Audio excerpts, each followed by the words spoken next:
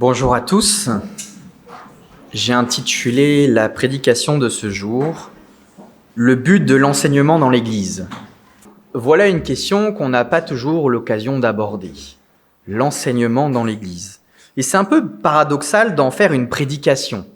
Et pourtant, vous allez voir que le texte que nous allons lire aujourd'hui est en lien, notamment avec ce sujet et avec les questions qui peuvent y être rattachées. Pour le chrétien évangélique, l'un des éléments les plus importants recherchés à l'Église, c'est quoi ? Allez-y, faites vos jeux. Qu'est-ce que vous recherchez le plus à l'Église ? L'une des choses, pardon. Il y a plusieurs choses. Quoi ? Dieu, ouais. L'amour, ouais. La foi, ouais. Ah, très très bon ça. La connaissance, ouais. De manière plus pratico-pratique. Ce qu'on fait et ce à quoi on adhère. La connaissance, ça a été dit.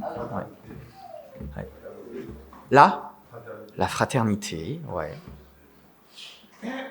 La louange, la prière, etc., etc.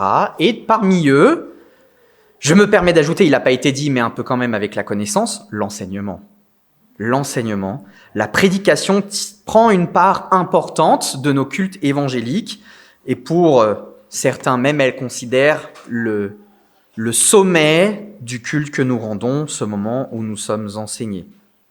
Enseignement pour plusieurs raisons, en apprendre plus sur Dieu, en apprendre plus sur sa volonté, c'est souvent une question qui revient, mais qu'est-ce que Dieu veut pour ma vie, par rapport à ma situation, mais aussi en apprendre plus sur nous, sur qui nous sommes, notre identité en tant que chrétiens, pour obtenir des réponses à des questions que l'on se pose. Ça aussi, c'est un sujet fréquent. Tiens, je vis ça. Est-ce que je peux être enseigné sur ces sujets, etc. Bref, les buts de l'enseignement évangélique sont multiples. On trouve beaucoup de raisons. Et ce matin, nous allons nous interroger sur les raisons qui nous animent pour recevoir un enseignement à l'Église, mais aussi sur les composants de cet enseignement, son contenu. C'est pourquoi le volet d'aujourd'hui est double aspect. L'aspect, premièrement, personnel sur l'enseignement de l'Église, c'est-à-dire ce que je cherche au fond de moi, ce que j'aime entendre, mes interrogations, etc. Autrement dit, c'est l'aspect de celui qui reçoit l'enseignement. Qu'est-ce que je viens chercher dans l'enseignement ? Le deuxième aspect, c'est l'aspect de l'enseignant de l'Église. Ce qui est apporté, le contenu du message, sa doctrine. Autrement dit, c'est celui qui dispense l'enseignement et le contenu de celui-ci, celui qui reçoit et celui qui le donne. C'est une vraie question que se posent les responsables d'Église. Qui peut enseigner dans l'Église ? C'est un vrai sujet. Il faut savoir que les gens qui viennent à la chaire n'arrivent pas là par hasard. Il y a une réflexion avant. Qui est-ce qu'on invite ou qui est-ce que dans l'Église nous estimons peut apporter un enseignement et légitime pour le faire. La dernière fois, Alex a introduit cette série sur Tite avec notamment pour objectif de réfléchir au sujet des responsables d'Église. Dans un premier temps, nous avions vu ensemble les prérequis à cette noble tâche. Qu'est-ce qu'on attend d'un responsable d'Église et les caractéristiques qui composent cette tâche. Maintenant, nous allons voir la mission principale de ces responsables d'Église par rapport à une problématique que rencontre l'Église de Crète, mais qui ne lui est pas spécifique. C'est-à-dire que c'est une problématique qui est malheureusement fréquente et récurrente dans l'Église universelle. On le trouve partout. Je veux parler ici des enseignants de mensonges, des faux docteurs. Pour comprendre ce qu'il se passe en Crète, penchons-nous sur le fonctionnement de l'Église là-bas, au moment où l'apôtre Paul rédige cette lettre à l'intention de Tite. Alors, en réalité, on n'a pas le détail, on n'a pas le contexte précis de cette Église. Donc quand je dis l'Église avec un grand E, c'est pas une communauté précise. C'est probablement plusieurs communautés au sein de l'Église de Crète. On n'a pas le contexte précis, mais il est fort probable qu'elle avait adopté un fonctionnement type à la liberté de l'esprit. Je vais vous expliquer ce que ça veut dire. on trouve se dérouler en 1 Corinthiens, chapitre 14, verset 26. Donc c'est un chapitre très connu pour la question de l'exercice des dons, charismes au sein de l'Église. Et dans ce chapitre, au verset 26, l'apôtre Paul dit ceci. « Comment donc agir, frères et sœurs ?» Et là, il va donner une forme de cadre, de fonctionnement aux réunions cultuelles. « Lorsque vous vous réunissez, l'un chantera un cantique, l'autre aura une parole d'enseignement, un autre une révélation. Celui-ci s'exprimera dans une langue inconnue, celui-là en donnera l'interprétation. Que tout cela serve à faire grandir l'Église dans la foi. » Et gardez bien en tête la fin du verset. Que tout cela serve à faire grandir l'Église dans la foi, car nous allons voir que c'est ce qui va diriger le fil de notre réflexion d'aujourd'hui. Et donc, tout porte à croire que l'Église de Crète avait adopté ce type de fonctionnement-là. Les hommes avaient donc la liberté de prendre une part active au déroulement des réunions selon la direction de l'Esprit Saint. C'est un fonctionnement que l'on peut retrouver encore de nos jours dans les églises, notamment darbistes. Alors, je ne sais pas si vous avez déjà eu l'occasion d'aller dans un culte d'une communauté darbistes. Moi, j'ai eu l'occasion d'y participer une fois à Aix-en-Provence. Et c'est effectivement ce qui se passe. On se réunit tous et il n'y a pas vraiment de trame, d'ordre. Il y a quelqu'un qui va se lever, qui va partager. Voilà, cette semaine, j'ai lu tel texte biblique, ça m'a encouragé, je l'ai compris comme ceci, comme cela, puis il se rassoit. Et puis quelqu'un d'autre va se lever et proposer un chant, et toute l'assemblée va chanter ce chant. Puis quelqu'un d'autre va se lever et va proposer un sujet de prière, et puis on va prier pour ce sujet, etc., etc. C'est un culte où il y a une forme de grande liberté, mais ça ne veut pas pour autant dire que ce n'est pas cadré, qu'il n'y a pas un ordre. Cette manière de faire permet au Saint-Esprit de parler par plusieurs membres de l'Assemblée et de rendre les participants acteurs du culte. Ce n'est pas une personne qui va diriger les choses, mais en fait, ce sont plusieurs qui vont participer à l'élaboration et à la construction du culte de manière spontanée. Présenté comme ça, tout va bien, tant, vous vous souvenez, que cela sert à faire grandir l'Église dans la foi. Mais la nature humaine étant corrompue par le péché, des hommes en abusent en avançant de fausses doctrines qui n'édifient pas, qui sont tatillons sur certains sujets ou qui divaguent sans fin en se perdant dans des raisonnements. En d'autres termes, des gens qui sont dépourvus de l'Esprit de Dieu. Tite est alors chargé par Paul d'établir dans chaque église des responsables compétents dans le but d'empêcher ces abus. Et je vous propose 2 étapes face à un faux enseignant. La première étape, évidemment, c'est celle de reconnaître un enseignant de mensonge. Et la deuxième étape, c'est de réfuter cet enseignement dans l'amour. Et on va voir que le dans l'amour, il a son importance. Vous l'aurez compris, je vous invite à ouvrir vos Bibles dans la petite lettre de Tite. Donc c'est une lettre qui n'est pas forcément facile à trouver si on n'est pas habitué au canon biblique, mais elle se trouve après les épîtres de Timothée, 1-2 Timothée, et elle se trouve notamment avant Philémon et l'épître aux Hébreux. Donc si vous trouvez l'un de ces livres-là, vous allez trouver Tite au milieu, une petite épître de 3 chapitres. Et je vais lire les versets 10 à 16. Alors en réalité, désolé Kevin, je te prends au dépourvu, c'est pas grave, laisse comme ça. Mais je vais juste relire, ça a déjà été fait en prédication, mais je vais juste relire à partir du verset 8, pour qu'on ait le contexte de ce que nous allons lire. Donc Paul est en train de parler des caractéristiques attendues d'un responsable d'église, d'un ancien, ce qu'on doit rechercher. Qu'il soit au contraire hospitalier, ami du bien, réfléchi, juste, saint et maître de lui-même. Qu'il soit fidèlement attaché à la parole certaine qui est conforme à ce qui lui a été enseigné. Ainsi, il sera en mesure d'encourager les autres selon l'enseignement saint et de réfuter les contradicteurs. Verset 10. « Car nombreux sont ceux qui refusent de se soumettre à la vérité. Ils profèrent des discours creux et entraînent les gens dans l'erreur. On en trouve surtout parmi les gens issus du judaïsme. Il faut leur fermer la bouche, car il bouleverse des familles entières en enseignant ce qu'il ne faut pas, pour s'assurer des gains malhonnêtes. Un Crétois qu'il considère comme un prophète a dit « Les Crétois ont toujours été menteurs. Ce sont des bêtes méchantes, des gloutons et des fainéants. » Voilà un jugement qui est bien vrai. C'est pourquoi reprends-les sévèrement pour qu'ils aient une foi saine, en ne s'attachant pas à des récits juifs de pure invention et à des commandements provenant d'hommes qui se sont détournés de la vérité. Pour ceux qui sont purs, tout est pur, mais pour des hommes souillés et incrédules, rien n'est pur. Leurs pensées et leurs consciences sont souillées. Certes, ils prétendent connaître Dieu, mais ils le renient par leurs actes, car ils sont détestables, rebelles et se sont disqualifiés pour toute œuvre bonne. Un texte disciplinaire, comme j'aime les appeler. Premier élément, première étape face à un enseignant de mensonge, reconnaître un enseignant de mensonge. Reconnaître. On connaît toute cette phrase de Victor Hugo, « Dis-moi qui tu aimes et je te dirai qui tu es ». Dis-moi qui tu aimes et je te dirai qui tu es. Alors c'est une phrase qui a subi de nombreuses mutations de part et d'autre.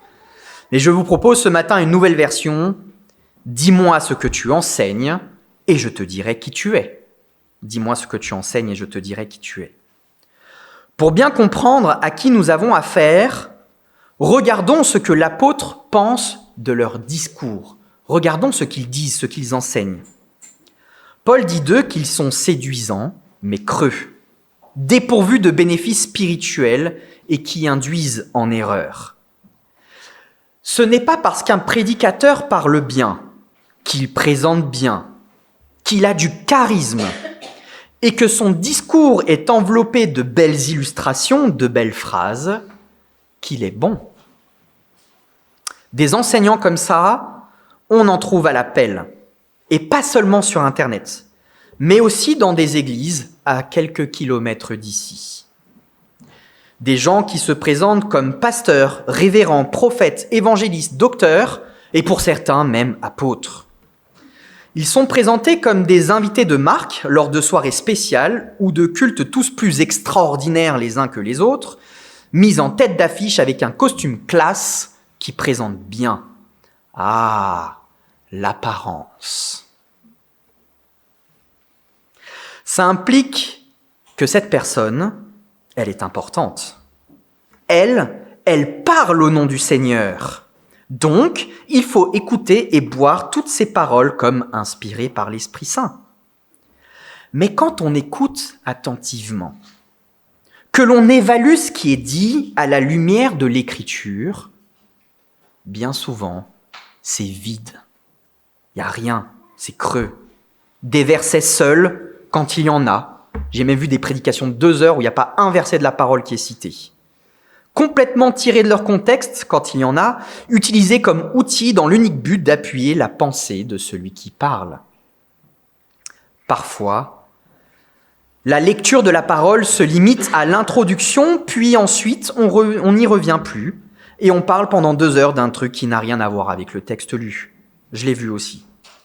Souvent, ils préfèrent utiliser des histoires ou des témoignages pour légitimer leur discours, mais évidemment en les interprétant à leur guise. Moi, j'appelle ça de la manipulation. Manipulation, mais pourquoi ? Il y a plein de raisons à cela. La considération, peut-être. Je suis quelqu'un d'important qu'on écoute. Ça me donne du pouvoir. Une autre raison, ça peut être l'argent. M'inviter va coûter cher. Et je prendrai évidemment une bonne partie de l'offrande pour mon ministère. Très souvent, ils ont leur site internet avec My Ministries. Pour mon ministère. Sous couvert d'œuvrer pour Dieu, mais en fait pour s'enrichir personnellement. Et à cette manipulation, malheureusement, beaucoup diront en chœur « Amen, Amen ». Pourquoi ? Parce que le message qu'ils entendent leur fait plaisir. On leur vend du rêve, richesse, guérison, retour de l'être aimé, promotion au travail, etc., etc. Et si ça ne fonctionne pas, La réponse est déjà toute trouvée, toute prête. Ah, ça n'a pas marché parce que tu as manqué de foi. Ou peut-être que tu n'as pas donné assez d'offrandes. On n'est pas loin d'un retour aux indulgences de l'Église catholique romaine. Mais ce n'est sûrement pas parce que le message n'était en fait qu'un mensonge. Et pourtant, dans l'Église de Crète, les faux enseignants poussent par leur discours les enfants de Dieu à observer les lois rituelles de l'ancienne alliance. Ce qui revient en fait à nier la toute-suffisance de l'œuvre du Christ. Donc là, vous comprenez qu'on commence à être dans quelque chose de grave.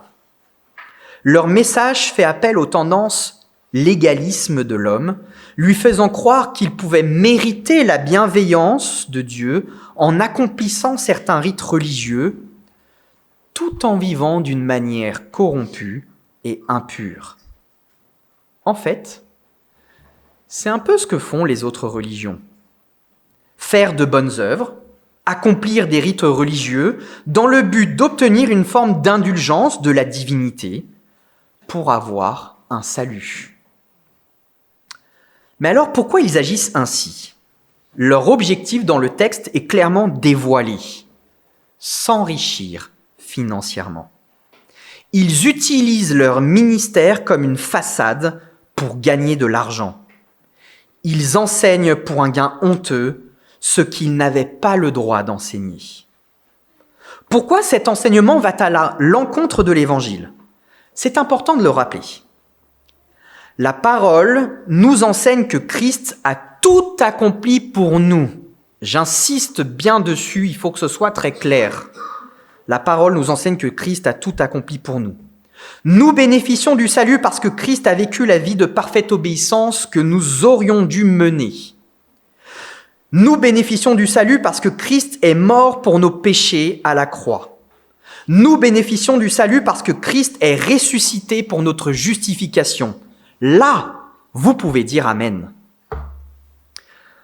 Enseigner que cette œuvre salutaire n'est pas suffisante, mais qu'il faut y ajouter à cela ce que Christ a déjà fait pour nous, revient à replacer ceux qui croient à ce message sous la loi et non plus sous la liberté que Christ nous a acquise. C'est une négation insidieuse de l'Évangile. Paul met en lumière les agissements de ces enseignants de mensonges. Il met en lumière leurs motifs, le contenu du message, mais aussi les conséquences de celui-ci. Je vais juste relire le verset 11. « Il faut leur fermer la bouche car ils bouleversent des familles entières en enseignant ce qu'il ne faut pas pour s'assurer des gains malhonnêtes. » Le motif est le suivant. Pour s'assurer des gains malhonnêtes. On comprend mieux pourquoi l'apôtre demande à ce que les anciens ne soient pas avides de ce gain-là. Je relis juste le verset 7. En effet, il est nécessaire qu'un dirigeant d'église soit irréprochable, puisqu'il a la responsabilité de la famille de Dieu. C'est pourquoi il ne doit être ni imbu de lui-même, ni coléreux, ni buveur, ni querelleur, ni attiré par des gains malhonnêtes. Ensuite, on a le contenu. Ils enseignent ce qu'il ne faut pas. Je vais revenir un peu plus dans le détail après. Ce n'est rien à voir avec ce que Paul, là encore, demande aux anciens. Verset 9. Qu'ils soient fidèlement attachés à la parole certaine qui est conforme à ce qui lui a été enseigné. Ainsi, il sera en mesure d'encourager les autres selon l'enseignement saint et de réfuter les contradicteurs. Et enfin, on a les conséquences de ce message. Des familles entières sont bouleversées. Et il y a de quoi le comprendre. Paul vient avec Tite et il leur enseigne que Christ a tout accompli pour eux et qu'ils sont sauvés par cela. Puis après, il y a d'autres personnes qui viennent qui disent « En fait, c'est pas vraiment ça. Ça va être le cas si quand même tu observes ceci, puis cela, et puis que tu te fais circoncire, et puis que, etc., etc. Là, ça sera vraiment accompli. » Il y a de quoi être troublé. En fait, on a deux messages différents. Mince, qu'est-ce qu'on fait ? On écoute qui ? Des familles entières s'en retrouvent bouleversées. Ce texte doit nous servir à tous d'avertissement. La fausse doctrine entre secrètement dans l'assemblée. Il peut être une personne qui vient, qui ne paye pas de mine, puis qui distille des petites phrases comme ça. Oui, mais en fait, etc., etc. Puis ensuite, la fausse doctrine, elle grandit rapidement. Ah, lui, il m'a dit ça. Puis, mais il me l'a bien expliqué. Ça a l'air cohérent. Du coup, il y en a un qui croit, puis un deuxième, puis un troisième, puis à la fin 5, 10, 15. Puis elle se répand partout. À la fin, la problématique a intégré toute l'Église, un peu comme une maladie. Puis là, on se retrouve face à de vrais problèmes. Certains veulent prendre le contrôle de l'Église, d'autres veulent partir, etc., etc. C'est pas quelque chose d'éloigné, hein. L'historique de cette Église nous a montré que c'est déjà arrivé. Maintenant que nous avons pris le temps d'évaluer le discours, qu'est-ce que ça nous dit de ces enseignants ? Autant vous dire que le tableau n'est pas bon du tout. À leur propos, Paul cite le philosophe et poète crétois Épiménide de Knossos, qui vivait autour du VIe siècle avant Jésus-Christ. Ce poète qualifie les Crétois de menteurs incorrigibles, de bêtes méchantes, de gloutons et de fainéants. C'est le verset 12. Les Crétois avaient mauvaise réputation, celle d'être des menteurs invétérés et accoutumés, celle de se vautrer dans des passions vulgaires et déréglées comme s'ils étaient des animaux sauvages. Ils pouvaient d'ailleurs se montrer rudes et cruels, et ils étaient de grands mangeurs et de petits travailleurs. Le fait que Paul mentionne leur ascendance juive n'est pas anodine. Ça donne du contexte pour leur discours.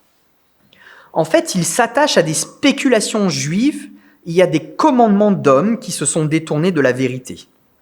Autrement dit, ils ajoutent à la foi chrétienne des éléments supplémentaires tels que des spéculations sur les origines et les descendants des patriarches. Il y avait au sein un débat autour du livre de la Genèse. Des règles alimentaires concernant la pureté, que vous connaissez, pas manger de cochon parce que c'est impur, etc. Et je vais revenir sur la notion de pureté et d'impureté parce que c'est important. Et l'observation de jours spécifiques, certaines fêtes, etc., etc. Et enfin, la fameuse circoncision. Finalement, il s'agissait de faire des chrétiens, en quelque sorte, des juifs se situant à cheval entre ancienne et nouvelle alliance. Il y a la nouvelle alliance qui est arrivée, mais on garde quand même une bonne partie de l'ancienne. Rappelez-vous juste l'objectif défini par Paul en 1 Corinthiens 14, 26. Que tout cela serve à faire grandir l'Église dans la foi. Est-ce que ces règles supplémentaires servent à faire grandir l'Église dans la foi ? Non. Non seulement cela n'est d'aucune utilité pour la foi, mais plus encore, elle l'amoindrit. Car elle supprime l'œuvre salvatrice du Seigneur de toute sa substance pour nous. Elle rend la foi en Jésus-Christ presque caduque. En fait, ces enseignants sont plus attachés à ce qui est apparent, extérieur, plutôt que d'être attachés à ce qui relève du cœur. Permettez-moi de revenir sur la notion de pureté et d'impureté, et je vais relire pour ça le verset 15. Pour ceux qui sont purs, tout est pur. Mais pour des hommes souillés et incrédules, rien n'est pur. Leurs pensées et leurs consciences sont souillées. Voyez comment un enseignant de mensonge peut détourner un verset de son contexte pour lui faire dire n'importe quoi. Alors, je fais un petit exercice. Je me mets en situation volontairement.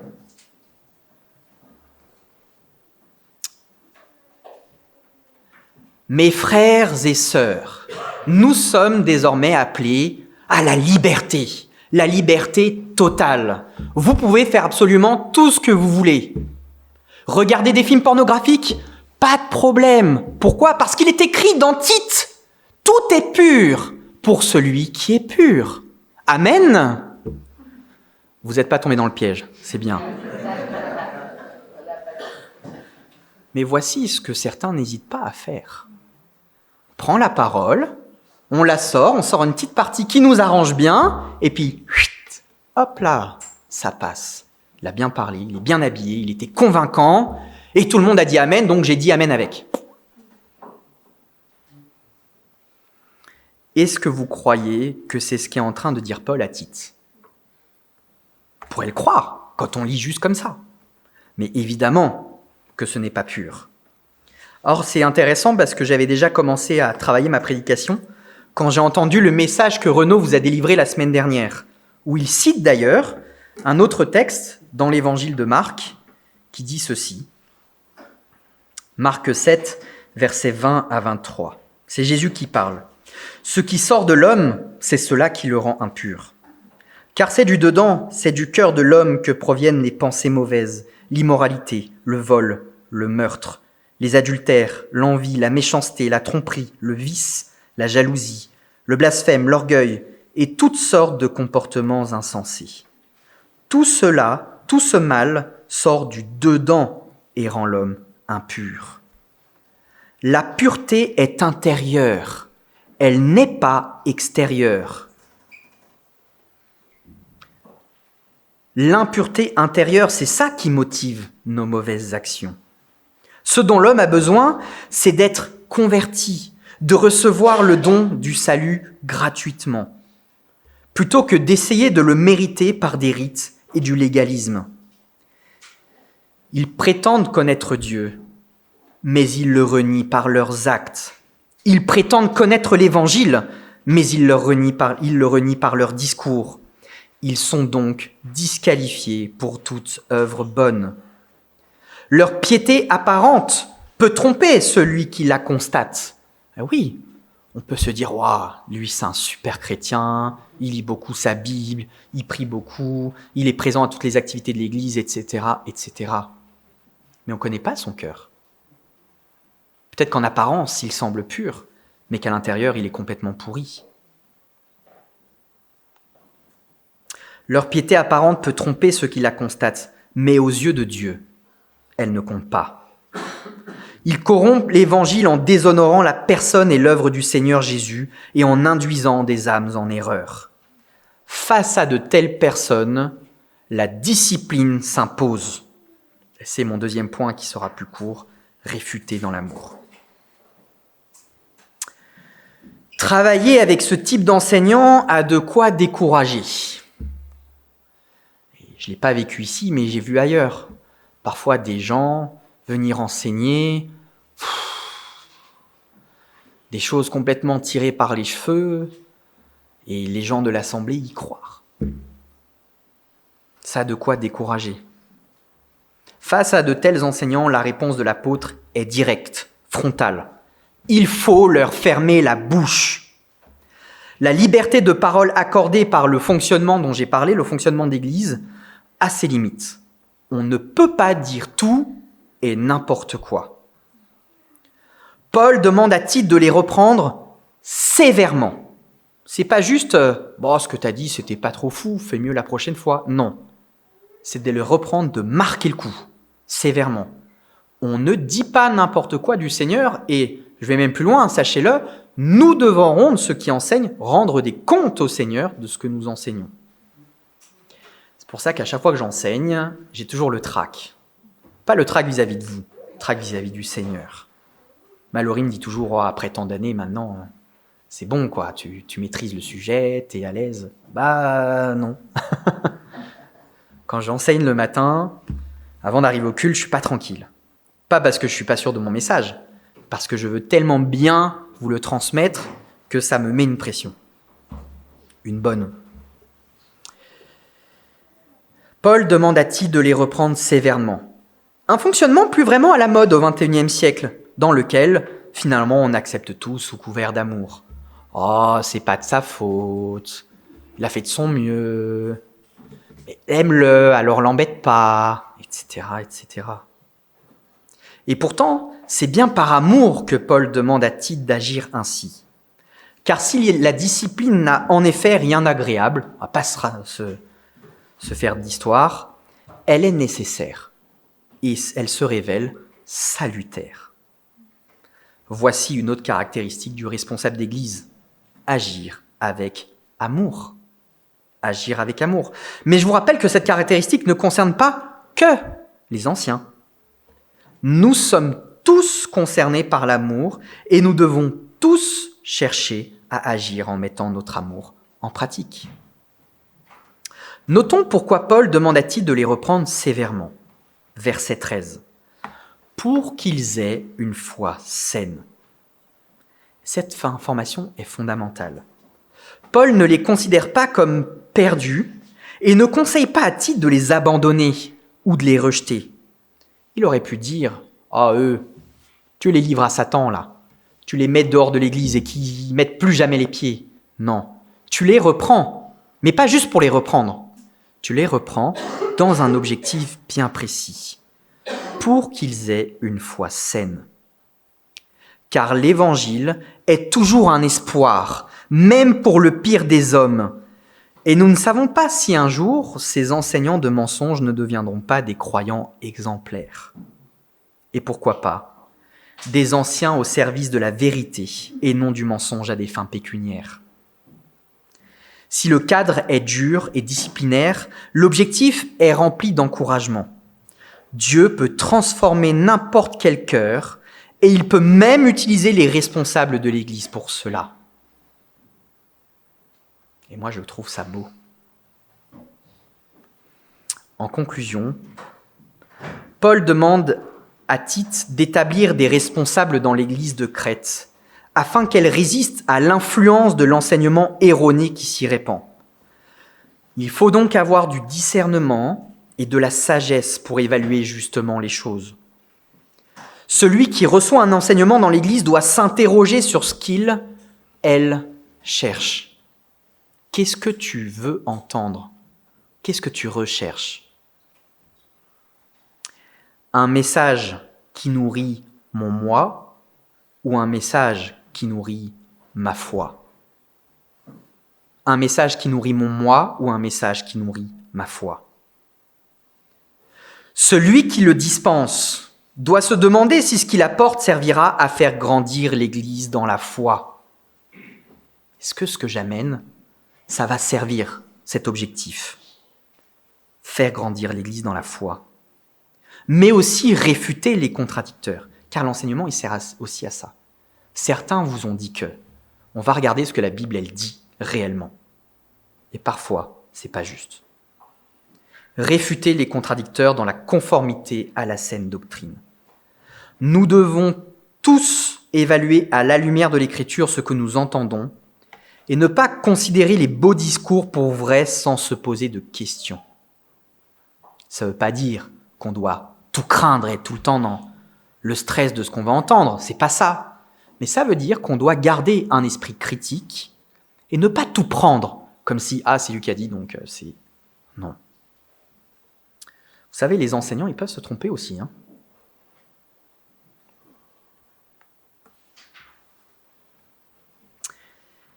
Nous devons évaluer à la lumière de l'Écriture ce que nous entendons et ne pas considérer les beaux discours pour vrais sans se poser de questions.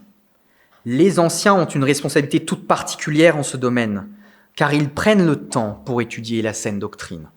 Et oui, prendre le temps pour étudier, afin de protéger l'Assemblée d'enseignements erronés, de protéger l'Assemblée de ce que le monde veut enseigner aussi, mais d'enseigner ce que l'Écriture veut dire, ce que le Seigneur a voulu nous transmettre. Et ça prend du temps. Il y a des gens qui se consacrent à ça. C'est le rôle des anciens. Il leur revient de réfuter un enseignement erroné et de reprendre celui qui l'a dispensé avec fermeté. Mais cette fermeté doit être mue par l'amour et la recherche de susciter une foi saine dans le cœur de celui qui est repris. L'enseignement, oui, occupe une place principale dans nos églises évangéliques. Mais il n'est pas rare que certains s'adjugent un rôle d'enseignement pour de mauvaises raisons. Le message de ce matin constitue un avertissement pour chacun d'entre nous. Que Jésus-Christ, notre Seigneur, garde son Église de ses enseignants de mensonges et qu'il lui donne des responsables qui sont fidèles à sa parole. Amen. Amen.